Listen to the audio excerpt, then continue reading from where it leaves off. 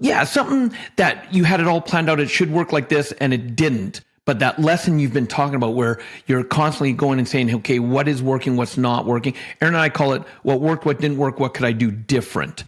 And other people may call it failures.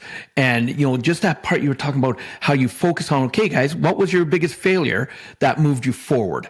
Kind of in that same thing. Right. I'll use an example that actually is in my podcasting book because it's such a good example. A number of years ago, probably 2007, 2008, NPR, which produces channels for SiriusXM radio, SiriusXM gave us some money to develop a morning program that would be just on SiriusXM that they could say was theirs, right? That NPR was producing for them. And so we went about defining this whole project, called it the Bryant Park Project, which was a morning show that came out in New York. And we were trying to make this kind of like hip morning show from NPR. And it was actually, there was unbelievable amount of talent on this show. And the problem with that show was it wasn't something, it was too many things.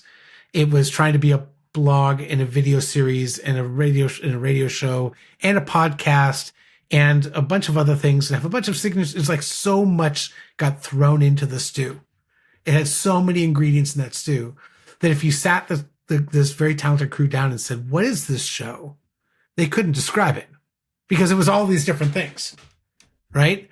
And that was its undoing. Was it was trying to be so many things. It really didn't know what it was, and it couldn't really succeed. And no one could even define what success meant.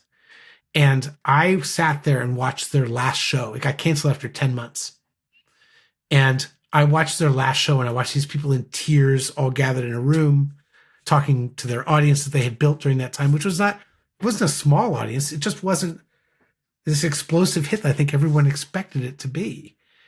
And all these little things, like they had an audience for their blog, they had an audience for their video series, but it wasn't enough because it was just too all over the place. And I remember I was the only NPR executive who came up from DC to watch that and be there in person. And I remember saying to myself, I'm never letting this happen again.